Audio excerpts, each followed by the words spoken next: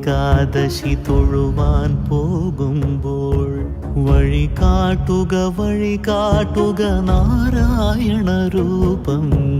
കളരുമ്പോൾ ആത്മാവാം പശുവേ നിന്നാവിൽ അമൃതം പോലൂറിടുക നാരായണ നാമം, ഹരിനാരായണ നാമം.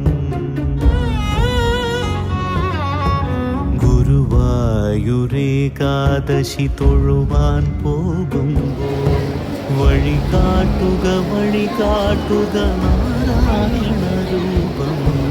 തളരുമ്പോൾ ആത്മാവ പശുവേ നിന്നാവിൽ അമൃതം പോലൂറിടുക നാരായണ നാമം, ഹരിനാരായണ നാമം.